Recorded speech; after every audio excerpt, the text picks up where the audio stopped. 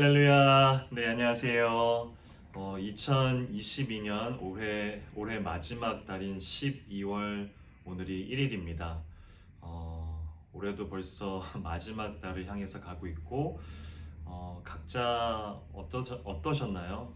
2022년 올해 가운데서 하나님께서 각자에게 그리고 각자의 그 가정 가운데 품어주셨던 그리고 계획하셨던 인도하셨던 그리고 함께 동행하셨던 그 길 가운데 오늘 12월 달을 맞이하면서 한번 좀 돌아보며 우리가 서로 하나님의 그 인도하심들을 동행하심들을 감사함과 찬양함으로 고백할 수 있는 그런 시간이었으면 좋겠습니다. 그런 의미에서 오늘 첫 이제 12월 첫날 말씀도 이 시편으로 시작이 됩니다. 함께 한번 읽어보겠습니다. 시편 37편 1절에서 11절까지의 이야기입니다. 악을 행하는 자들 때문에 불평하지 말며 불의를 행하는 자들을 시기하지 말지어다. 그들은 풀과 같이 속히 배임을 당할 것이며 푸른 채소같이 세잔할 것이미로다. 여호와를 의뢰하고 선을 행하라. 땅에 머무는 동안 그의 성실을 먹을거리로 삼을지어다. 또 여호와를 기뻐하라. 그가 내 마음의 소원을 내게 이루어 주시리로다. 네 길을 여호와께 맡기라. 그를 의지하면 그가 이루시고 네 의를 빛같이 나타내시며 네 공의를 정오의 빛같이 하시리로다. 여호와 앞에 잠잠하고 참고 기다리라. 자기 길이 형통하며 악한 꾀를 이루는 자 때문에 불평하지 말지어다. 분을 그치고 노를 버리며 불평하지 말라. 오히려 악을 만들 뿐이라. 진실로 악을 행하는 자들은 끊어질 것이나 여호와를 소망하는 자들은 땅을 차지하리로다. 잠시 후에 악인이 없어지리니 네가 그곳을 자세히 살필지라도 없으리로다. 그러나 온유한 자들은 땅을 차지하며 풍성한 화평으로 즐거워하리로다. 아멘. 방금 읽었었던 시편의 노래는 다윗의 시라고서 이제 제목이 나와 있습니다. 시편 모두가 이렇게 제목이 나와 있지는 않고 간혹 되게 디테일하게 묘사된 부분들도 있어요. 역사적인 그런 시대적인 배경들을 그 당시에 어떤 그 인물들 그리고 뭐 예를 들면 오늘 같은 그 다윗의 그런 인물인데 그가 지었을 때 이 시를 지었을 때 어떤 상황이었는지를 묘사하는 것도 있지만 다 그렇지는 않습니다.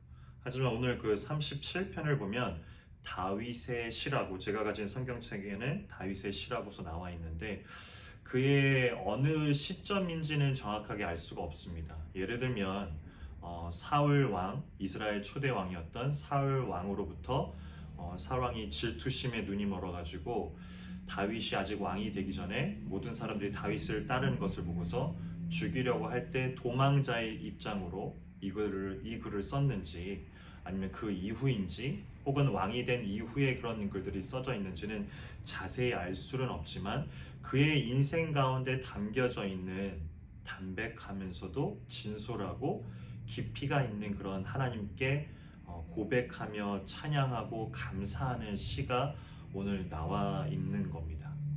그의 인생을 돌아보니 다윗의 인생이겠죠. 그의 인생을 돌아보니 악인들을 향한 어떠한 악인들이라 하면 나쁜 짓이라고만 표현하기는 좀 그렇고요. 하나님을 모르는 자들이 그 속에 속해져 있습니다. 즉 하나님을 모르는 자들을 통해서 다윗이 이야기를 합니다. 악을 행하는 자들 때문에 불평하지 말며 불의를 행하는 자들을 시기하지 말지어다. 그들을 시기할 이유가 없는데 시기하는 상황들이 지금 생긴다라는 거죠. 어떠한 입장이냐면 그리스도인으로서 그들이 풀과 같이 속히 배임을 당할 것이기 때문에 그렇게 시기하거나 불평하지 말라고 얘기합니다. 그러면서 다윗이 어떠한 삶의 조언들을 깊이를 이야기하냐면 여호와를 의뢰하고 선을 행하라. 땅에 머무는 동안 그의 성실을 너의 먹을거리 끼니로 생각하라라고 얘기합니다. 그리고 7절에 보면 조금 더 자세하게 여호와 앞에 잠잠하고 참고 기다리라. 자기 길이 형통하며 악한 꾀를 이루는 자 때문에 불평하지 말지어다. 굉장히 솔직 담백한 이야기라는 생각이 듭니다. 제가 설교할 때 자주 이야기를 하는 본문 중에 하나가 시편 73편인데 우리가 이 믿음의 조건들을 조건 없이 받았음에도 불구하고 우리가 조건을 내비치면서 내 믿음을 조금 더 다른 사람들보다 좋게 보이려고 하거나 내 믿음을 조금 더 부각시키려고 하거나 내 믿음에 대해서 조금 더 자신의 어떤 노력으로 수고로 그것을 확신하려고 하는 그런 부분들이 있어요. 분명 그런 것이 어떤 종교 생활 가운데는 많이 내재되어 있는 것이 인간의 본질 가운데 많이 들어가 있습니다. 즉 나의 열심을 통해 가지고 나의 믿음에 대한 확신과 어떤 보답을 받으려고 하는 거죠. 그런데 그리스도인들의 모습들은 그와 다르다는 겁니다. 이것이 어디까지 연결되냐면 나는 열심을 했는데 저 사람은 뭔가 열심을 안 했기 때문에 욕과 같은 이야기인데 뭔가 벌을 받는 것 같고 알 수 없는 그런 괴로움과 어려운 인생을 살고 있는 것 같은데 그거에 비해서 나는 조금 더 형통한 것 같고 화평한 것 같으니까 내 믿음이, 내 믿음의 조건들이, 내 믿음의 행실들이 더욱더 그들보단 좋다라는 것을 우리는 우리의 본질 가운데 내재하면서 신앙생활을 하고 있다는 겁니다. 반드시 알아두어야 것이 무엇이냐면 믿음은 우리의 조건과는 상관이 없다라는 겁니다. 다만 믿음을 가진 우리가 은혜라고 하고 무조건적인 우리를 택하시고 은혜를 주시고 은혜를 부어주심에 있어서 우리가 그 은혜를 알았다라면 책임을 다하고 그 갈 길을 할 바들을 해야 될 것은 있죠. 하지만 그것이 우리의 수고와 노력의 어떤 조건부로 우리의 믿음의 한량을 그런 질량들을 높여가는 것은 아닙니다. 따라서 이런 우리 기독교의 신앙 가운데 이해가 안 되는 부분들이 분명히 있어요. 아무리 설명해봐도 저 사람은 심지어 하나님을 모르는 사람인데 너무나 잘 살아요. 잘 산다는 의미가 본인도 잘 나가고 승진도 잘 되면서 돈도 잘 벌고 결혼 생활도 잘했어요. 부인도 잘 얻었고 혹은 남편도 잘 얻었고 심지어 자식들마저도 굉장히 형통합니다. 흔히 말하는 부러움의 대상들이겠죠.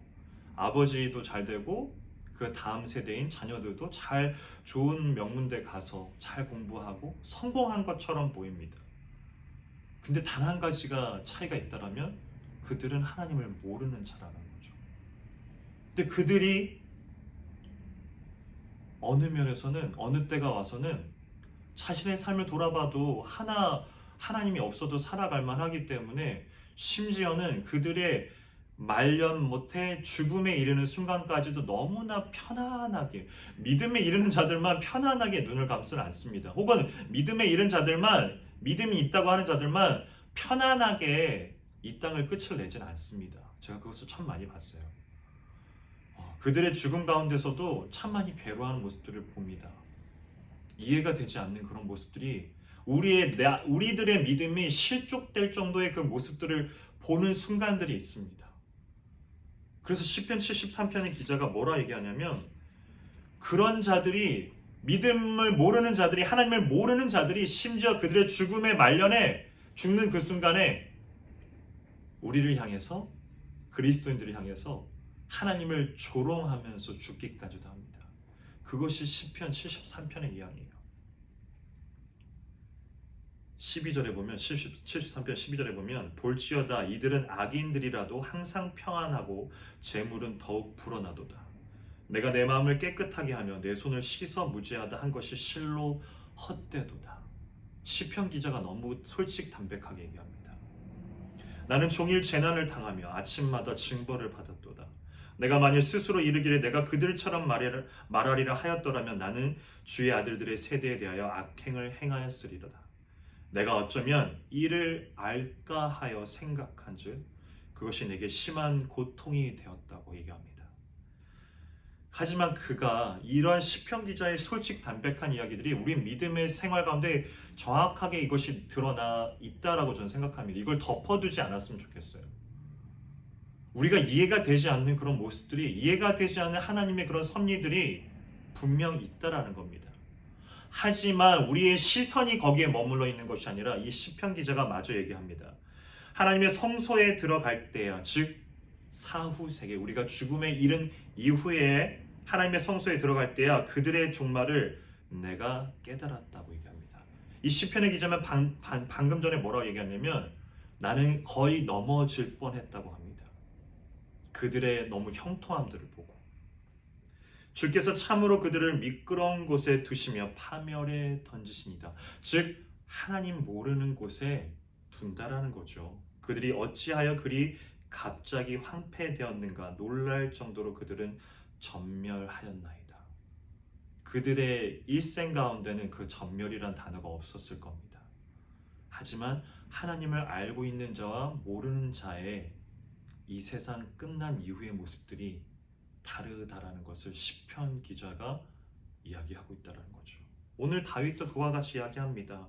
그들을 보면서 시기하지 말고 불평하지 말고, 왜냐하면 우리가 해야 될 것이 뭐냐면 은혜를 아는, 다윗도 그러하기 때문에 은혜를 아는 자로서 우리가 해야 될 것이 여호와 앞에 잠잠하고 참고 기다리라. 자기 길이 형통하며 악한 꾀를 이루는 자 때문에 불평하지도 말지어다라고 얘기합니다. 이게 그리스도인들이 해내가야 될 한 가지 우리의 삶의 전체를 들어서 해나가야 될 모습이라고 다윗이 소개하는 겁니다. 참고 기다리고, 그리고 이 땅 가운데 그 끝에 무엇이 있는지를 바라봐야 된다는 거죠. 끝없는 그런 영생 가운데 우리가 살아가야 될 이 시간들은 어쩌면 다들 길다라고 느낄 수도 있겠지만, 혹은 짧다라고 느낄 수도 있지만, 영생에 빗대어서는 너무나 짧은 것이라고 말할 수 있겠죠. 우리가 그것을 모르기 때문에, 그것을 볼 수 없기 때문에 막연한 그런 의심들이, 걱정들이, 불안들이 드는 것은 어떤 면에서는 당연합니다.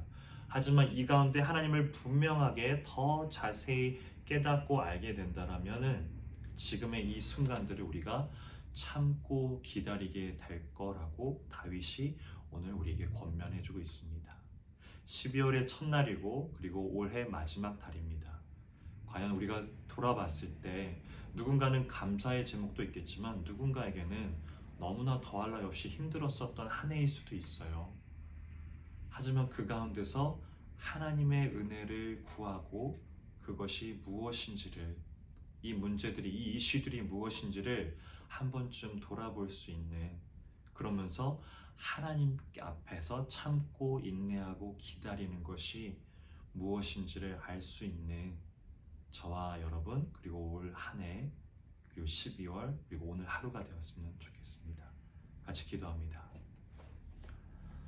참 좋으신 하나님 아버지, 감사합니다. 올 한 해가 가고 있습니다. 그리고 그것을 향해 가는 첫날이기도 합니다.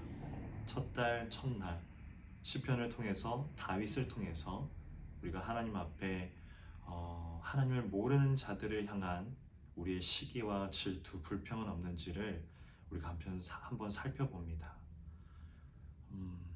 이해가 되지 않고 하나님의 섭리가 무엇인지를 잘 모를 때가 간간히 있습니다. 어떤 면에서는 참 많기도 합니다. 그럴 때마다 우리가 그리스도인으로서, 하나님을 아는 자로서, 그 은혜를 아는 자로서 하나님이 누구이신지를 분명히 알아가며 성경을 통해, 예배를 통해, 교회를 통해, 기도를 통해 하나님이 누구이신지를 분명히 깨닫고 그 깊이 가운데 넉넉함으로, 여유로움으로 살아내가며 올 한 해 가운데서 누군가에게는 힘듦이, 누군가에게는 고통이, 누군가에게는 즐거움이, 누군가에게는 행복함이 가득한 그 모든 것 가운데서 하나님께 감사를 올려드릴 수 있는 저희 그리스도인들이 되게 하여 주시옵소서. 그런 우리들을 향해서 부어주신 하나님의 사랑을, 은혜를 기억하며 오늘도 살아나가게 하여 주시옵소서. 감사합니다. 예수 그리스도의 이름으로 기도합니다.